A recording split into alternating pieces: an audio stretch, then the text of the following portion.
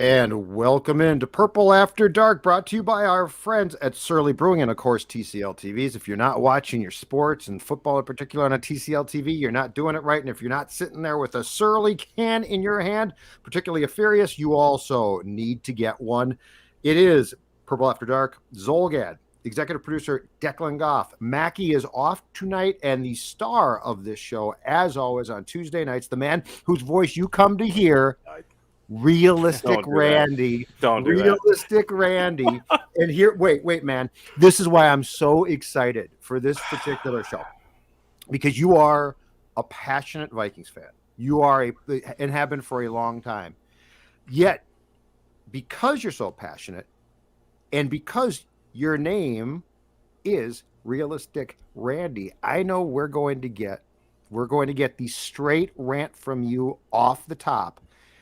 How are you feeling? Because fooling you will not get fooled by the purple. How are you feeling after what we all saw on Sunday? They beat the Chargers, Randy. They might be back. Who knows what's going to happen now?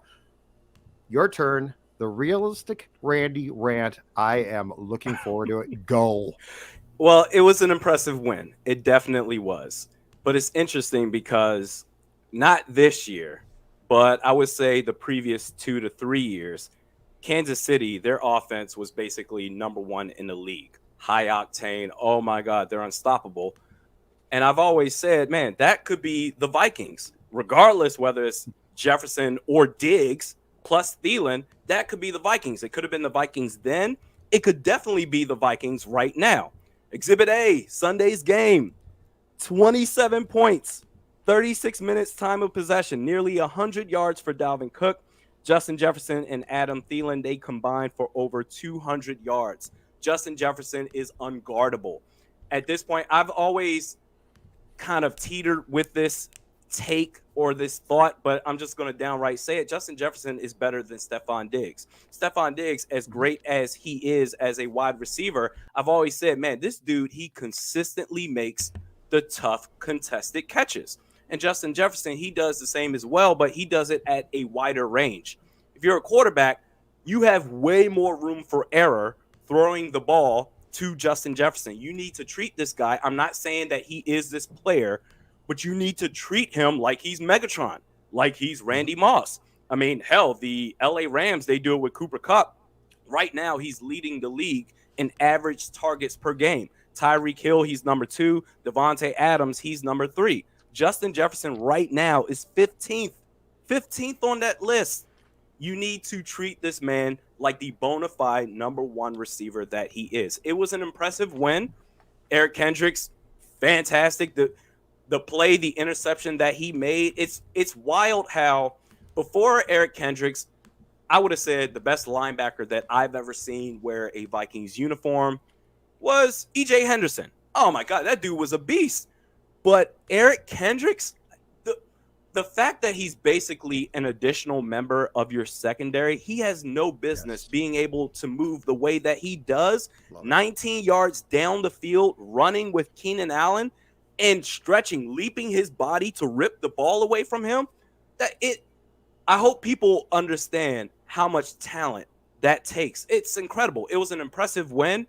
Now, to your point, I'm not I'm not shaking my ass for this team and say, oh, we're back and the Vikings, we're ready to roll, baby.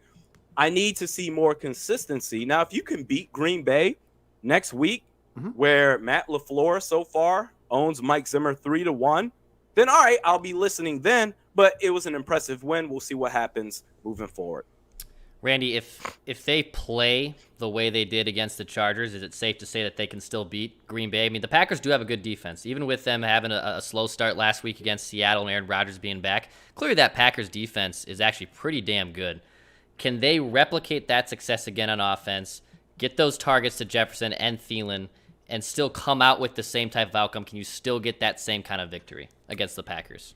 I think it's possible, but it's all about, like Al Pacino said in Any Given Sunday, the game of football is a game of inches, right? Yeah. So it was a very good coaching job by Mike Zimmer.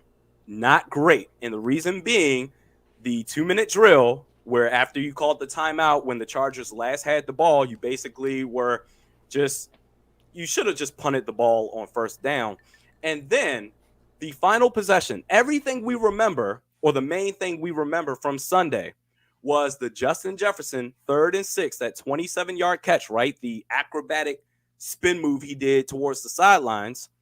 The play before that, gentlemen, 2nd and 17, the Vikings went typical Vikings. They ran a draw play with Dalvin Cook, right? Yeah. So against a team like the Packers, where their defense is getting better and better, I'm not so sure that's going to work. Now, they got 11 yards off of that play because Dalvin Cook broke like 48 tackles. The Chargers, they couldn't tackle anybody. That was essentially them saying, oh, yeah, let's just go back to what we've been doing, conservative offense, run, pass, defense. They ran a draw play. They got 11 yards out of it, and then they said, okay, 3rd and 6, Justin Jefferson. If you stay aggressive from start to finish, yes, they can win that game. What we saw on Sunday, that is all the makeup of what the possible identity of this team can be. But if they make those same mistakes, the 2-minute drill, and then when it comes down to the wire, even when you're in a lead, a 7-point lead, to where you say, okay, 2nd and long, woo, okay. Any other team, let's take a mid-range intermediate route to get closer. But if you want to do a draw play or run the ball, that I don't think against a team like Green Bay, that's not going to work. But they'll keep it close. Here's why I'm skeptical. I'm skeptical because, one, we're 9 games in, 10 weeks in, correct? Yes. And on Sunday, to your point, we finally saw an offensive performance that it wasn't like it was, oh my God, where did this come from? It was, where has this been? And you know, Zim was trying to sort of take bows. I told Justin Jefferson, you got to do some things for me, and then we'll get you the ball. What are you talking about, dude? He's great. Like, just get him the ball. Kirk was suddenly empowered, which when Kirk can make some really good throws. Where I remain skeptical is, one, I'd like to know where that came from. Like, because I'm not buying that Zim found God offensively and just said, let's go, boys. Let's be a high flying act. And two, I don't have faith that it's going to continue. It should continue. Like, this team should have, and I've said this for weeks. This team should embrace offense. Like, this team should say, we need our defense not to suck, but what we really need is for our offense to allow them to cut loose. So I think what we saw against the Chargers is a great starting point, but because it took so long to get there, I don't have the faith it's going to continue, as dumb as that sounds, because common sense now says, okay, at least you finally found the template, right? Like, at least it's finally there. But this team does so many things that don't make sense. And there's so many stubborn people until I actually see it for a series of games. I'm talking 4 or 5 consecutive games. My whole thing is, to go back to your point, 2nd and 17, you're going to run more draws, right? Third and 20. Randy, what did you expect? Because I sure as hell didn't expect an 18-yard pass to Thielen. I expected a run. No, that was a great pass. And to your point about empowering Kirk Cousins, if you know that's who he is, then you should basically hold his hand. He's not going to change who he is. That's who he is. I would like to see him have the power to audible at the line of scrimmage, even if it's, I don't think I've ever seen one time in the 18, 19, 20, 21. This is his 4th year with the Vikings. I don't think I've seen one time Kirk Cousins stand up and go, hey, kill, kill, kill, kill. I don't think I've ever seen that. This is the play that we're running, and that's what's going to happen. But what I will say is, you're right. I need to see more. I need to see 3 or 4 games to where I'm saying, okay, you're fully bought in if you're Mike Zimmer, because the one thing about him, the NFL, it's a week-to-week league. It especially is the case for the Vikings, because when Zimmer's back is against the wall, all of a sudden, hey, I'm willing to do whatever it takes to win. And then when they do win, they get comfortable. They feel, and rightfully so. You got that win. You got the credit. Hey, Mike Zimmer, you did your thing. But then, hey, we got the win. Everyone's singing our praises right now. All right, let's go back to doing what we do best. Just Vikings football. Run, pass, defense. Why don't you just do? Why did it take? Yep. I mean, okay, we can talk about Stephon Diggs. That's what, the last 3 years we should have done that. But with Justin Jefferson, why are we a year and a half into this to where now all of a sudden the idea that you target Jefferson as one of the top receivers in the league and it produces good results? Oh my God, who could have ever saw that coming? Like, how did it take that long? But listen, I want to see more consistency. If you continue it into this game, and if you beat Green Bay that way, then all right, you're saying something. Randy, I think after the Chargers game, it was 18 total targets for Jefferson and Thielen. And Jefferson had like 11 of them. Thielen had 11. 7. Oh, yeah, Jefferson had 11. Thielen had 7. I feel like 18, and I don't know if like we all 3 of us just need to speak this into existence. That should be the floor. 18 targets for both those dudes. Now, would I like Jefferson to get the bulk of that 18, him getting 11, 12 over Thielen's? Of course, but I think after watching those 2 dudes getting ignored essentially against the Ravens and the Cowboys, 18 targets. If Clint Kubiak is watching this, figure out ways to get the ball to those guys, or at least targeting them 18 times a game. That should be the bare minimum expectation for what those guys need to get the ball every game. You know, it's interesting. It reminds me of growing up when I was watching the Arizona Cardinals with Kurt Warner. I believe he was the quarterback. And I think even before that, I think maybe Josh McCown. But anyway, Kurt Warner with Larry Fitzgerald and Anquan Bolden. Those 2 receivers, oh my God, they just took flight on everybody that they played. You should do the same thing with these guys. But it's up until last week, we've essentially treated these 2 receivers like they're Bernard Berrien and Troy Williamson. Michael Jenkins. Just once in a while, okay, we'll take a deep shot and we'll see what happens. But besides that, we're going to run the ball, damn it. That's exactly what we should do. And if Mike Zimmer is all in on that, then, hey, it took you long enough. You're late to the party, but better late than never. But that's saying something. This team could be one of the most unstoppable forces in the league. And that's what's been so frustrating, because what we saw on Sunday could absolutely be the norm. On Jefferson, you brought up what could be considered a hot take, but I don't think it particularly is. In fact, I agree completely. Stephon Diggs was damn good. 5th round pick. He is damn good. He had turned himself into a really good player, taking nothing away from Diggs.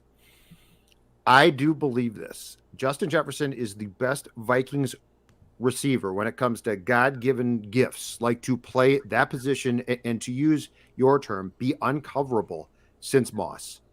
I really believe that he might not be Moss. I mean, Moss was so special and changed the game itself. So I'm not saying he's Moss, but if there's anybody who I would say, oh boy, that comes close. Like Stephon Diggs ran routes incredibly precisely, had great hands, and there are flat out now a lot of guys that can go up and make plays that 15 years back guys couldn't make. Diggs is in that. Yes. But Randy, let's go back to what we saw when Kirk, who can make those throws, when Kirk Cousins was allowed to make what are probably by PFF considered to be semi, if not high risk throws. And Justin Jefferson had to make the play. And in fact, he did. Like, he made 2 or 3 grabs where I was just, my mouth was agape. I was like, oh my God, that is incredible. And that's what we're talking about when we say You have to, one, empower Kirk, because that's important, but two, you have to have a faith in Justin Jefferson that extends well beyond, well, Diggs could make that play or Thielen could. This is another level, and not to utilize that is really a shame. And it felt like on Sunday that somebody got to Mike and said, we got to do this. And Jefferson's like, hell yeah, I can make that catch every Sunday and twice on Tuesdays. It's because he's that damn good. The energy is infectious. After that, I forget which catch he made where he basically did the bicep curls afterwards, and his helmet fell off after that. He powered through like 3 guys. Dude, you have to treat him like he's Megatron. The fact that Stephon Diggs, the way that he broke on his routes, he could always get that separation and he could always make those tough grabs. Yep. But Justin Jefferson, a dude could be right there on him. And somehow, some way, it's to the point now where if you're a defensive back, you have to pray that he doesn't make the catch.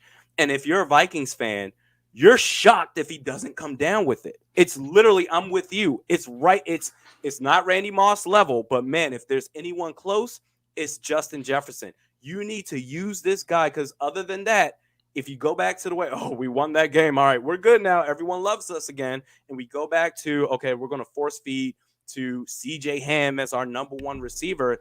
And if you end up losing the game, if you end up winning the game, then if your player complains, then okay, dude, like, you got to sacrifice some plays. But if you do that, if you target other players and don't treat him like the number 1 receiver that he is, and you end up losing, then you're going to end up driving another star receiver away. This guy is different, man. He's absolutely different, and I love it. And I got to bring this up again. This is the most wrong that I've ever been in my life when talking about the Vikings. I don't go on social media that much, but on my Twitter page, I think my pinned tweet is me calling myself out, in which draft night, when the Vikings took Jefferson, I said, oh God, are you kidding me? What, really? I would have rather had Jerry Jeudy or something. Not that he was available at the time. I thought Jerry Jeudy was the best receiver in the draft. I compared Justin Jefferson to Mohamed Sanu. He's going to be a solid wide receiver too. Oh my God, you traded away Stephon Diggs for a solid wide receiver too. That's the most wrong that I've ever been. I'm so glad that I've been wrong. But this guy, he is literally, I don't even think this is a hot take. He is a top 5 receiver in the league. 100%, maybe even top 3. He's top 5 for sure. I've said that. He is top 5 talent. He is a top 5 talent. Like, he does things.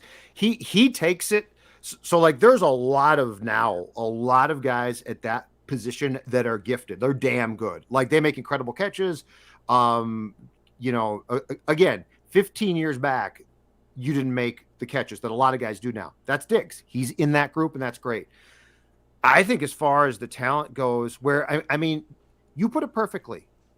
When Justin Jefferson goes up against a defender to get the ball, you are legitimately surprised when he doesn't. Yeah. That's not normal.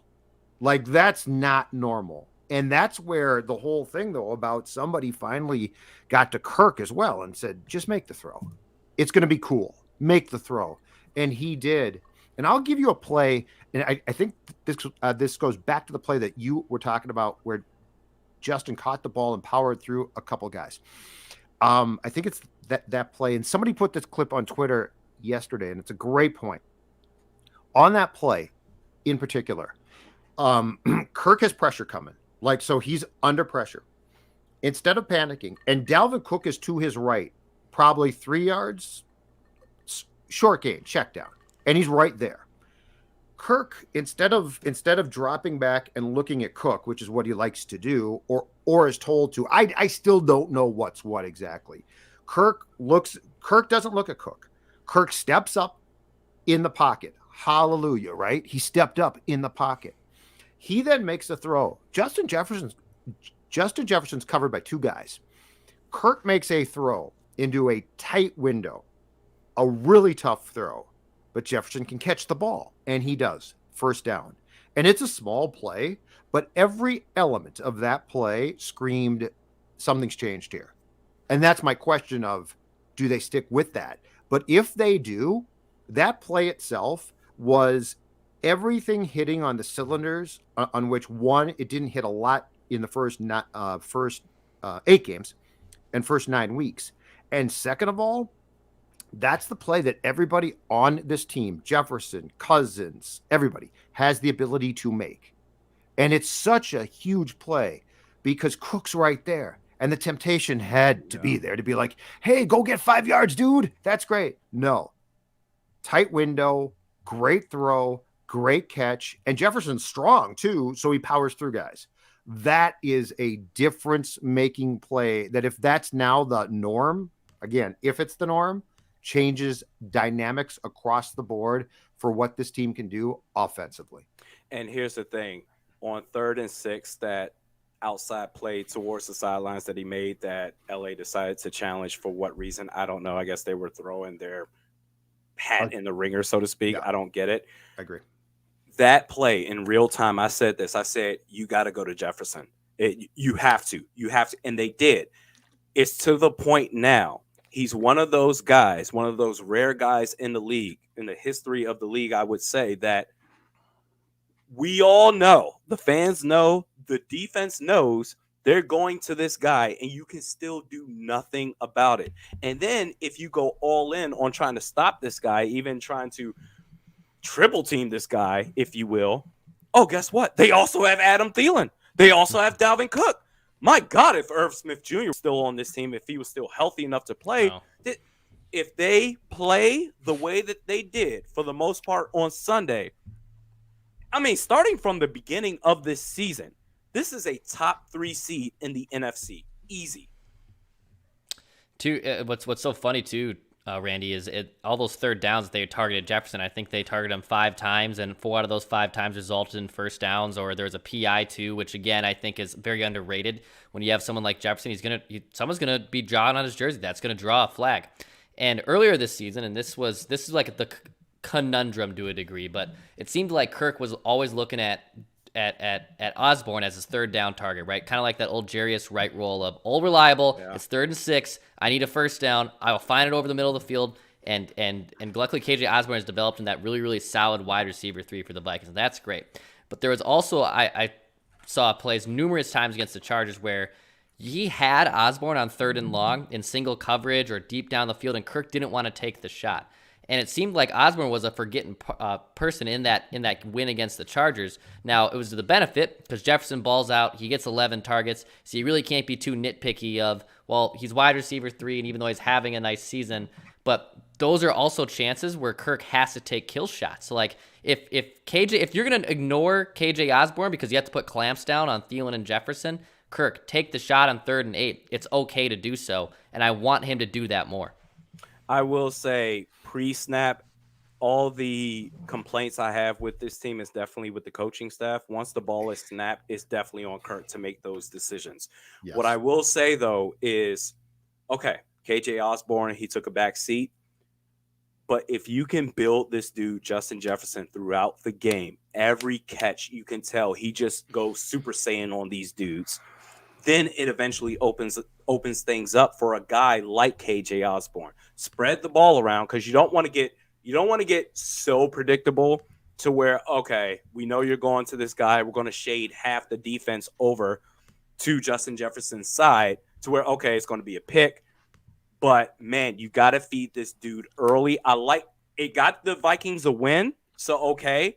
But to your point, for those receivers that are open, hell, the 2 touchdowns that Kirk Cousins got was to Tyler Conklin. Mm-hmm. So he was actually spreading the ball around, but you got to make sure you're not forgetting your guy, KJ Osborne, as well. So I'm going to tell you, both of you too, why I think Sunday was a preview, was a hint of what's to come. And the most important thing is going to be a coaching change. But before I do that, I want to talk about my friends at Livia Weight Control Centers, because six weeks back, 240 pounds. It was a little bit big, a little bit too big. Pants didn't fit well. Jowly. 6 weeks hence, 217 pounds on my way down to 200 pounds. And you can get on board too with the Season to Believe Friends and Family event. Join now, save 40% off your plan. First visit also is free 855-GO-LIVEA, or you go to LIVEA, that is livia.com.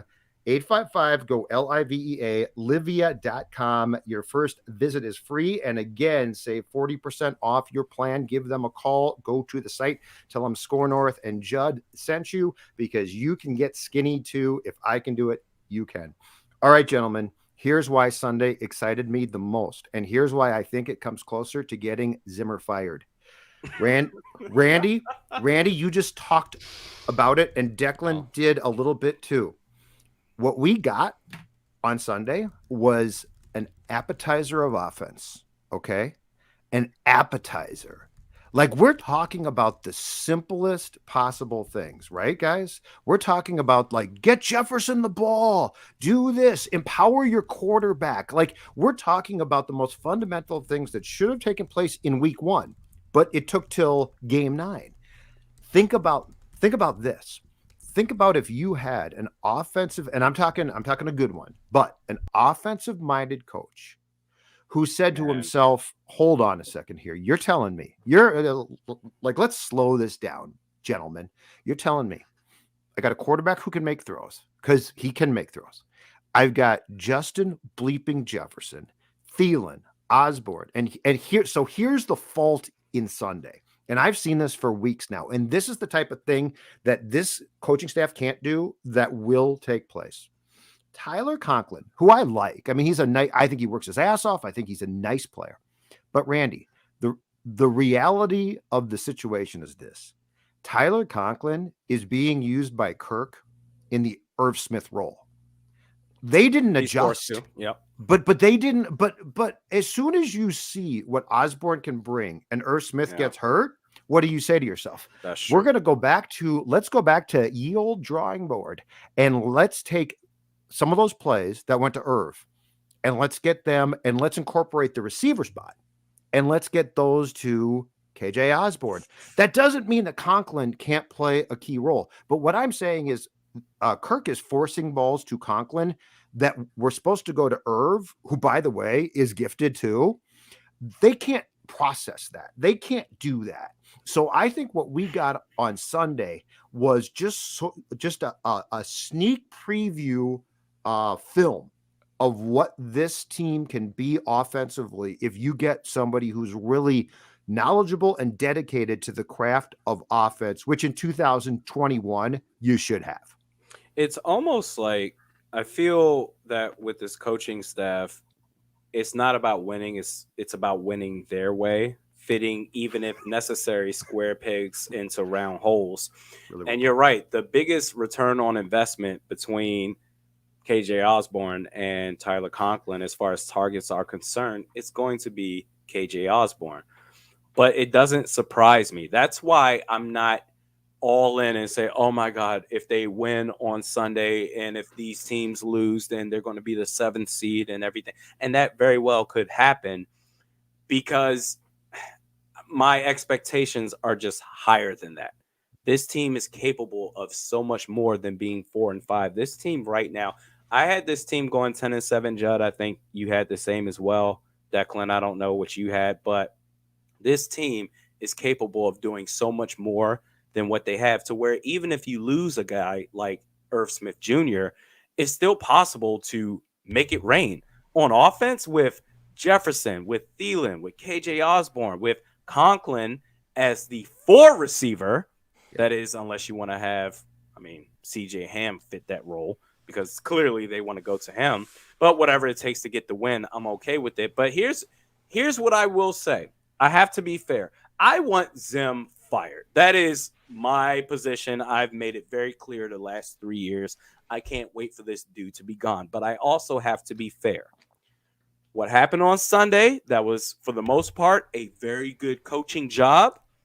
I have to give him the opportunity to have an epiphany with himself to say, man, this feels pretty good. This is awesome. Maybe, okay, our defense, they're not as great as I thought that they would be with all the investments that they made this offseason. But that's okay, because this offense that we have in the terms of Brad Childress, it's a kick-ass offense. And that's what we're going to do to win games. So I'm going to give him the opportunity to showcase that on Sunday. Now, if you go back to what you've been doing to lead up to 3-5 in the first place before you became 4-5, is definitely a lot better than 3-6. If you get fat and happy and you go back to what you were doing in the first place, then all right, hey, I'm gonna let it rain. I'm gonna go off. But I gotta be fair and I gotta give this dude a chance. Yeah, Randy, I think that's what my biggest takeaway from the win against the Chargers was. It looked like, and I will get burned by this, I have no problem being teased by it, but it looked like Mike Zimmer was adapting for the first time all season and maybe in his career, right? Like, you were without Michael Pierce, you were without Anthony Barr, you were without Danielle Hunter, you were without Harrison Smith. Like, your defense was basically gashed. You had to basically roll out a 2020-esque defense that you had last season, and that kind of performance with your defense still shut down Justin Herbert. I think a little bit of Brandon Staley, for whatever reason, putting a terrible game plan together for his quarterback, Justin Herbert. Regardless, you still held the Chargers to 20 minutes of offense, under 300 yards. You did your damn job there. But then on offense, he was able to take shots on third down. He wasn't running on second and long all the damn time. It looked like, oh, dude, you've realized your mistakes. You've played 9 games. You've lost 5 of them here. Where do you want to go? Like, do you know your job's on the line? And I know he knows that deep down. I know he knows going into this season and at this moment right now, the disaster's on the line. But it looked like eureka moment. Oh my God, are you actually going to adapt? Are you going to be that veteran coach like Andy Reid or even like a John Harbaugh that said, all right, what we did before 7-8 years ago was successful, but that ain't it right now. How do I adapt and how do I change? It looked like on Sunday that Mike Zimmer finally said, oh, this is how I can change. Now, will he do it against the Packers? We'll certainly see. I still think he was told offensively what to do. Something happened in that building, I'm convinced. Now, defensively, I'm with Dex completely. And it's ironic that stripping away some of the guys that he considers to be his favorite and best players actually forced him to game plan more and helped because that's what shut because like he did come up with that the 2020 talent on defense was so horse bleep. Like, we don't understand. They went overboard to correct it. Again, what type of idiot starts Shamar Stephen? Shamar Stephen was awful. Yeah. Those who in their right mind takes 2 rookie corners and says, I'll make this work? Like, that is idiotic. Now, I could take 2 safeties and make them work, but 2 corners? So they then went in the opposite direction. They lost those guys. I contend the defensive components now they might not be great, but they're okay. And Mike came up with a good game plan. So I give him a ton of credit, like Dex just said, on defense. I do not think he is adapting offensively. I think he was told what to do.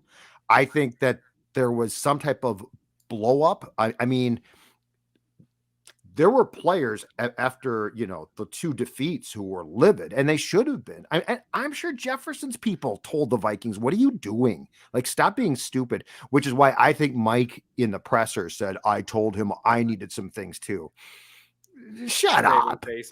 Saving face, exactly. And that's what Mike likes. And Mike and a lot of coaches enjoy that. But that's why, Randy, I think that what you said before is the scariest thing, which is because this is a football thing, and it would be a Zim thing too, for Mike to say we're going back to Vikings football. Like that wasn't really and that's where Mike, and that sounds stupid. Like, why would you do that? But that's a football thing. And so that is what I am concerned about the most, is that offensively he's going to say, a heaping helping of more Dalvin is what I want to see. So let's see. But I give him very little to no credit offensively. Defensively, I thought that his game plan was damn good. I do think that he did a really good job there. I also think that we can now all say the savings of Harrison Smith is cut in post June 1st are so great that I wrote about this. Waiting for this. I got pushback immediately. Of course, you can't. What are you talking about? It's going to be Bynum and Smith. I said, go to over the cap, pull down the post June 1st cut tab. You save so much for a guy who has made, let me count them for you, 0 splash plays. And I know Bynum's played in only 2 games, but you know how many splash plays he's made? 2. So the one thing is, you got to tell Zim, although I don't think he's back, but tell Zim, at your next stop, we are going to give you number 22 because you and Smith can go to wherever you're going to go to. Yeah, well, to your point, going back to the Shamar Stephen thing, you want to know who's going to praise him no matter what? It's Andre Patterson. Going back, I want to say it was a year or 2 ago where I'm paraphrasing here, but he literally said the reason why Eric Kendricks is a Pro Bowler is because of guys like Shamar Stephen. He frees up lanes for Eric Kendricks to make plays. You are insulting the intelligence of this fan base. But you made a very good point as far as saying the guys that Zimmer likes so much because they're out, it forced him to game plan. Eric Kendricks, he's still there, but Cam Bynum, I'm going to give you a little pushback on Harrison Smith. Okay. I think because of the position that he plays and because of the style of football that he plays, he's not playing like a guy like, goodness, what was that guy with the Cowboys, that safety, that hard-hitting safety years ago? I can't remember his name. But anyway, he's not a safety that's out there trying to lay the wood all the time. Right. I think because of the position and the style of football that he plays, I would chalk it up to an off year. I think he could still play at an elite level. At the same time, if you can save some money letting him go post June 1st, I'm all for it because Cam Bynum, there's something there, clearly. Yeah. He's intelligent. Clearly, you can build him up for the future. Now, the one thing I will say is Zimmer and the way he goes about treating rookie players or young players, he seems to favor the veteran guys. Yeah. He couldn't wait to drop Cam Dantzler down the depth chart quick enough, especially once he signed Bashaud Breeland. So I will say on that front, I think Cam Bynum has a lot to offer. We'll see what happens with Hitman. But, man, it does force him to adjust with the game plan defensively, and the defense can still make plays. They held the Chargers offense to 20 points. Justin Herbert, he's a damn good quarterback. And I want to say it was that final possession in the first half and that opening possession for the Chargers in the first half to where they actually made some noise. Outside of that, the defense, they held the Chargers in check. So I think I will say this about Zimmer. I got to be fair. I want him gone, but I have to be fair. I'm going to give him a chance this upcoming Sunday against Green Bay. But what I will say is when he gets rid of his pride, when he lets go of the favoritism of guys like Anthony Barr or, even if we're talking about for your example, Harrison Smith, and by association, Shamar Stephen, who's no longer with the team, when he lets go of his pride, he's not a bad defensive coordinator or defensive coach. And to the point of being a head coach, I don't think, listen, we talked about this last week. Oh, cancel culture, whoever said that can kick rocks. I don't think Mike Zimmer should never have a job again. I think Mike Zimmer, if he were to go to a new team and be the new kid on the block and we're going to whip these players into shape, and like the Jacksonville Jaguars or some team that's so used to losing all the time, even the Detroit Lions, I think the shock value with Mike Zimmer could turn that team over the top for the short term. The long term is that, you know what, when the pride gets in the way, that's when things get cloudy, and that's when this team becomes sub 500 or just above a 500 team. We'll see what they do on Sunday, but he has the tools to be a good coach. Mm-hmm. He lets his pride get in the way. Mm-hmm. Randy, what do you expect that Mike Zimmer can do against Aaron Rodgers? Because there's been times that Mike Zimmer has honestly held Aaron Rodgers in check. There has been times. And there's been times where Aaron Rodgers has lit him the bleep up. It's been kind of feast or famine with him. Over Rodgers' tenure, he has carved up the Vikings because he's also faced some pretty bad Vikings defenses.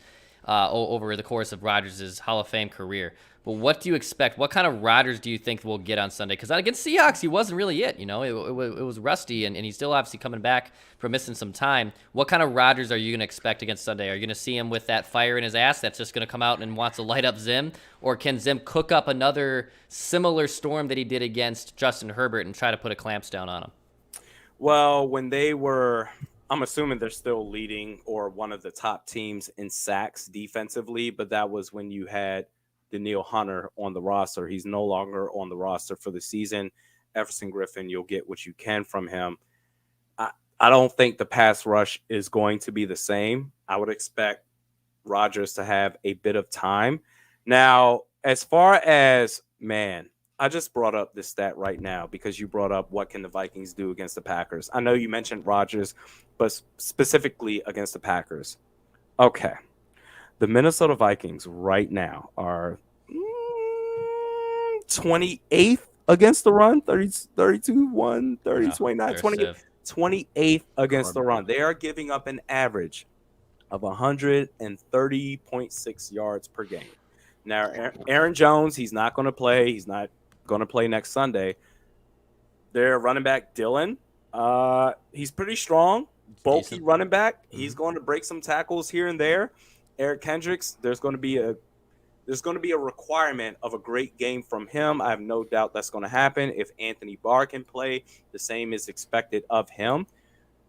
Ever since Matt LaFleur got to Green Bay, they've really focused on the run game to where, dare I say, it's crazy. I talked about this with Tom Grossi. He's I think he's the number one Packers YouTuber. And I talked about this with him last year. And I said, man, those outlet passes they do to their running backs, it basically sets up the pass. When you watch a Green Bay Packers game, ever since Matt LaFleur got there, the way that they utilize their running backs, it gets to the point to where, oh my God, they also have Aaron Rodgers.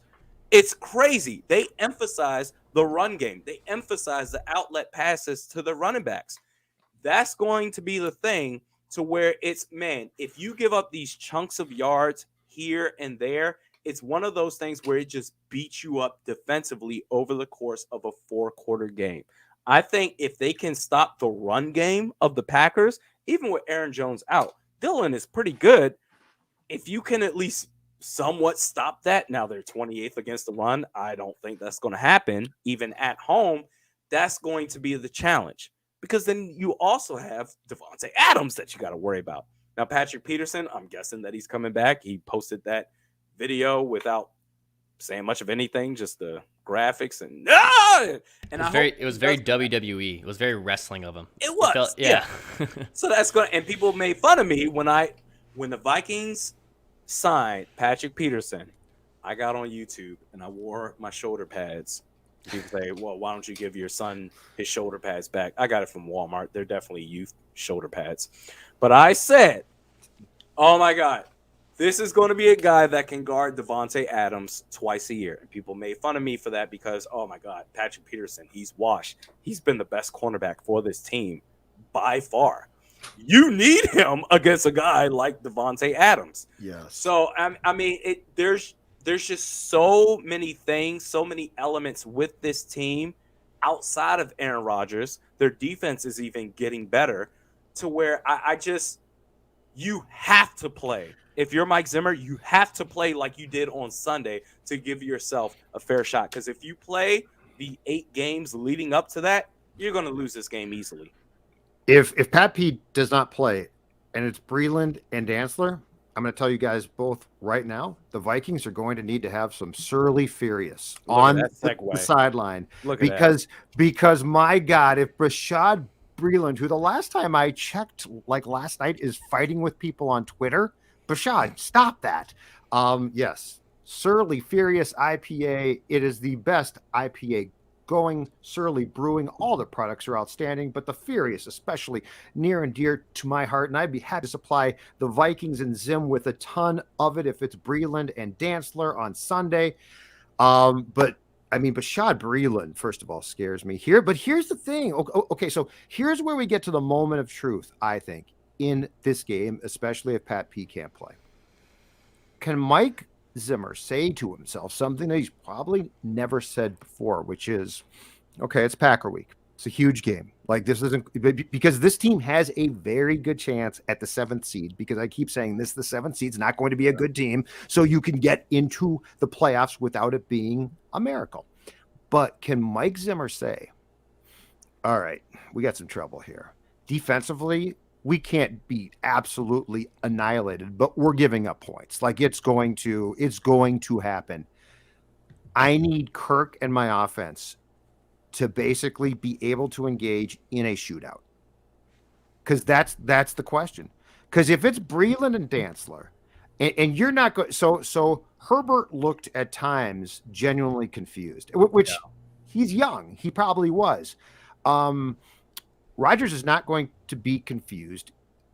This is now his 2nd game back. It's indoors. It's not cold.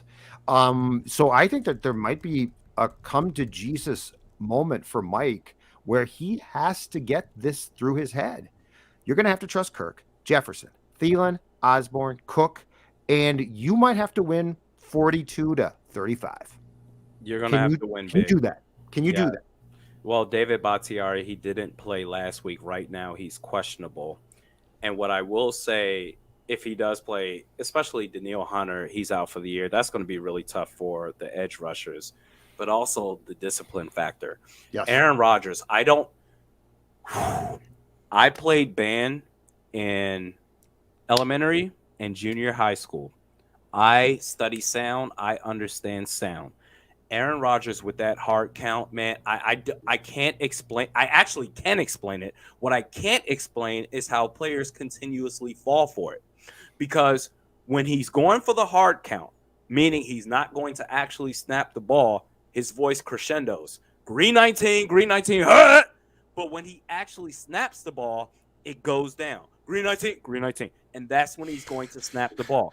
But when you have a guy like Everson Griffin, who has a tendency to go a little bit, like kids playing double dutch in recess in grade school, that's going to be a problem. It's little stuff like that that's going to make the difference. So Bakhtiari, if he plays, that's a help for Green Bay. But also, man, Aaron Rodgers, not only is he a master at the hard count, if you do jump off sides, he's not going to be like the majority of these quarterbacks that say, okay, all right, we'll just throw the ball or we'll just take the flag, whatever. He's going for the deep ball. Devontae. So to your point, as far as if Pat P does not play P2 and Dantzler and, my goodness, Bashad Breeland, who conveniently decides to fight on Twitter after he has a good game or after the Vikings win a game, when you get dusted, you have nothing to say.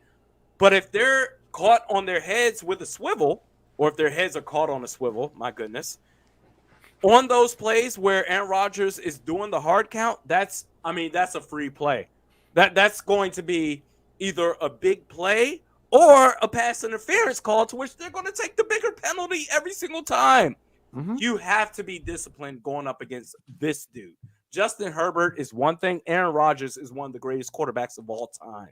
That's different. That's super different. We'll see what Mike Zimmer does. That's what I'm not going to crucify him. They won. He deserves to have this break. I'm not going to give him this heat. But boy, listen, do it against Green Bay. Don't just sort of come to my side a bit, though. Like we got a morsel on Sunday. A morsel of what could be. Can you imagine if you got a young offensive mind, or I don't care, if you got an offensive mind who looked at all, this is like Christmas. Yeah. It's Christmas. You're looking at all the toys, the Jefferson toy and the Thielen toy and the Cook toy. And because that's the thing is, and imagine this, imagine a world in which Harrison Smith gets cut. Okay. You saved a ton. Imagine a world Anthony Barr's now gone. You save some more. And now you're considering Michael Pierce. Michael Pierce really hasn't worked out so far. And you invest that in offensive line help and offense. And you're like, we're going to be good defensively, but you know what? We're really going to be, Randy, great offensively. Think about that. We just saw a morsel. We got a sampling. And how much fun was that to watch? Just as far as a football fan, take away your Vikings fandom, and I'm talking football fan. Jefferson playing like that, and Cousins being asked to make throws that he can make. And by the way, I give him credit for that, right? Like, how much fun was that to watch? And that was just like a small sliver of what could be. That's why that's why, one, I was excited by what I saw, and two, and I told Phil and Dex this too. The best part is the happiest guy on the plane ride home was probably Justin Jefferson, and he should have been, because like that is the future. That's his future. There's no reason why it shouldn't be. And if you get a different coach in, it will be. Think about that. Brian Daboll, Eric Bieniemy, Lincoln Riley, you would see what we saw on Sunday on a routine basis. That's why I've been so jaded. That's why I've been just, I don't even give a damn, because it's just the potential of this team is right there. This team right now, if they were coached to their potential, would easily be a top 3 seed in the NFC right now. They could be, what are they, 4-5 right now? They could be 7-2. They could be 6-3. They would be chilling. But because of their style, we want to focus on defense and run the ball. But once in a while, I guess when the pressure's on, we'll open up the passing game. Okay, all right, we'll open it up a little bit. But listen, man, if you can beat Green Bay, then I will listen. We can talk about it. Like Jim Lose Brady 1 says right there. We can talk about it after that. But I've been so jaded with this team. I've seen this so many times over the course of 3 years. Yep. This team, they're capable at any time of busting off an impressive win. And then what happens is, to the untrained eye, oh my God, the Vikings are back. Oh, they figured it out. And then, what are you doing? Why didn't you do what you did last week? Oh, you lost. Okay, well, all right. We're 4-6 now. It's just, we'll see what happens on Sunday. I'm just cautiously optimistic.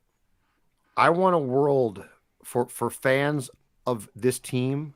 I want a world where the little Dexes, Randys, can have posters on their bedroom walls again. Oh, that time is gone. Here's why. Do you know what kids don't do? Kids don't say, I got to go get a Danielle Hunter poster. Like, God bless him, he's a great player. But kids don't say, Mom and Dad, I'm really excited. Can I get an Anthony Barr poster? Do you know what kids do say?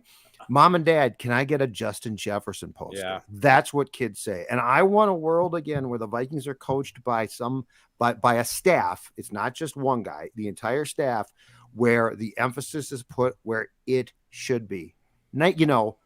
It wasn't I got to get an Ed McDaniel poster. It wasn't Johnny Randall. And I love those guys. Those guys were really key players. They were great players. But it was all what? 3 deep. Randy Moss. That's what I want to return to, because there's no reason why this franchise shouldn't. There is no reason why. And there probably was a time where defense first was fine. I personally enjoy a solid defensive game, but we have now entered an era where if you aren't featuring the players that the Vikings finally featured on Sunday, you're probably doing it wrong. So that's my 2 cents. Too many things have to go right to be a defense-first team. Xavier Rhodes, after 2017, he was never the same. They brought him back in 2018, and I said, after that 2018 season, I said, all right, this dude, he's just not what he used to be. But because that shutdown corner is gone, it affects a large portion of your defense. You got a glimpse on Sunday of what this team is capable of. Now, I know Mike Zimmer, he has the pride. I want to be a defense-first guy, but, man, you're going to get the credit no matter what. The only thing that matters, the bottom line, is W's and L's. That's the stat that ultimately matters in any professional sport. And what you did on Sunday, you're capable of doing all the time. That's wild. Give your quarterback the freedom. Allow your offense to be great. You can still coach up your defense. There's nothing wrong with that. But unnecessarily putting your defense in positions to stop the ball when your offense could have driven the ball even further is just counterintuitive. This team, man, everything we've seen from the Chiefs, not this year, but the previous 2 or 3 years, from the 2018 Rams, think of every great offense that you've seen the Vikings right now, even with Stephon Diggs, they could be that. They could have been that. They could be that right now. They're 4-5 because they made it so difficult upon themselves for no reason. If they open it up and realize who they are as a team, saying we could blow the top off of every defense with these receivers that we have, even with KJ Osborne, he came out of nowhere. We lost Irv Smith Jr. My goodness, that was supposed to hurt this offense, and it does. But KJ Osborne, he's blossomed. We could blow the top off of every defense that we play. You should be scoring like 28 points a game. Oh, Easy. yeah. Yes. You have Dex's guy, Kene Nwangwu, on your bench, okay? Yeah. This is a guy, if the Chiefs, do you think the Chiefs would be like, special teams only, you can't play in our, this guy has, he literally, when he turns the corner, does not slow down. Like most guys have to slow down. Dalvin slows down. Most guys have to plant and turn. And I saw this in training camp. He effortlessly turns the corner and his feet don't stop. Like there's no cut. His cut is so fluid. It's so special. And I mean, they trust him enough in back-to-back weeks to do fake punts, but he can't get into an offensive package. Like, are you telling me he can't participate? Why wouldn't you use him? Do you know the nightmare, at least for the first, let's say 2 times or 3 times, the nightmare guys that he would present? 1, you haven't seen it before. 2, if you get creative at all, this kid is so explosive. I'm telling you, it would be a huge gain, and they don't even use him. And that's the type of stuff where it's like, are you a National Football League team in 2021 or am I still 13? And are we in 1983 or 4? Because when you have a guy like that, and like the Chiefs are giving you blueprints constantly, like just go watch some Chiefs film. It's not that hard. Just go watch them and say, okay, let's do that with this guy. So it's not like, oh my God, we're revolutionizing the game of football. That's been done. But anyway, so that's the type of thing that just really frustrates me because, again, if nothing else, as a football fan, how much fun would that be to see? The footwork is like Kyler Murray, but I'll tell you exactly why he doesn't get many touches on offense. It's because of the pattern of favoritism with their players in the depth chart. So Alexander Mattison, he's the RB2. We can't take away touches from him. We saw it even with when it's clear that players, and I'm not saying Mattison is in this category, but when players clearly just don't work out, Matt Khalil or Garrett Bradbury, he's been activated. My God, activated to what? To start again?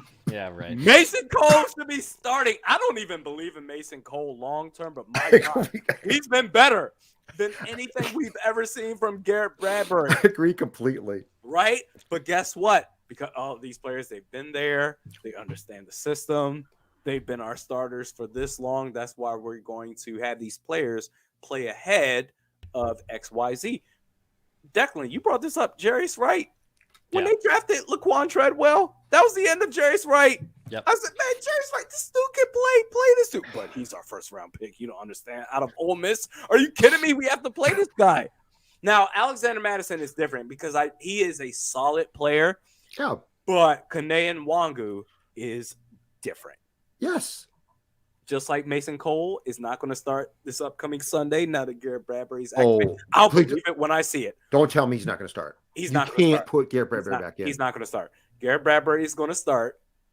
And just like that, Kene Nwangwu, he's not going to see touches because of Alexander Mattison, even though it's different because Alexander Mattison can play opposed to Garrett Bradbury. It's just that Kene Nwangwu, he has a different element to him. This is why I was so, and I'm glad Phil isn't here. This is why I'm so anti-Chad Beebe, because it was for 4 GD years. I just heard, wait for Chad Beebe, wait for it. He works hard in training camp. Your best ability is your availability, bro, and you're hurt every damn year. I don't care who your dad was. I don't care about your last name. You're hurt every damn season. I want someone else to step up. Eureka. He gets hurt again. here comes KJ Osborne. Okay, like I hate the fallback and just the classic mode of that. That's why I had my V for Vendetta against Chad Beebe. But Osborne was or Wright was so solid. Like how did they not, like, that guy ran good routes. Now I think KJ Osborne's a better player, like he's got, in my opinion, more talent. But Jarius Wright ran solid routes and was really a reliable player. And they just we're not going to play him anymore. And I was like, what? But he's your type of player. He's a perfect player for you. And as far as the potential for Kane, I'm not even saying that he should be used as a running back. I'm saying that he should be used in like a package of plays where he just causes havoc. Like, it just makes no sense. All right, sir, we are done. Plug your channel and tell folks all the good stuff that you do aside from the Tuesday night appearance on the show. Yeah, so you can find me on YouTube. Just search Realistic Randy. On Twitter at realistic_Randy. I'm not on social media much, but when game days are happening, I post my thoughts. Every once in a while, I'll plug the videos that I do. But yeah, for the most part, YouTube, that's where you can primarily find me. I do Mondays, Wednesdays, and Thursdays 3 times a week where I talk about Vikings. Next video will be tomorrow. Just search Realistic Randy. You'll find me. Awesome stuff, sure. Thank you. We'll talk to you again next Tuesday after the Vikings and Packers. And of course, we'll be back with Purple Daily tomorrow with Mackie in tow. Talk to you later.